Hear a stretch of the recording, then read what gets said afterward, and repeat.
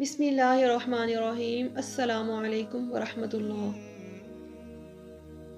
حضرت ابو حذیفہ بن سعید غفاری رضی اللہ تعالی عنہ فرماتے ہیں، ایک مرتبہ نبی کریم صلی اللہ علیہ وآلہ وسلم ہمارے پاس تشریف لائے تو ہم آپس میں مذاکرہ کر رہے تھے۔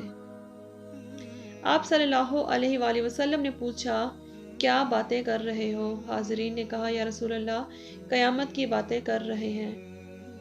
تو آپ صلی اللہ علیہ وآلہ وسلم نے فرمایا، جب تک تم 10 علامات نہ دیکھ لو قیامت نہیں آئے گی۔ پھر آپ صلی اللہ علیہ وآلہ وسلم نے یہ 10 علامات بیان فرمائیں۔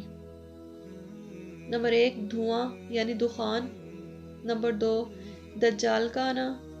نمبر 3، دابہ یعنی دابۃ الارض جو ایک عجیب و غریب جانور ہوگا۔ نمبر 4، سورج کا مغرب سے طلوع ہونا۔ نمبر 5، عیسیٰ ابن مریم کا نزول۔ نمبر 6، یاجوج ماجوج کا آنا۔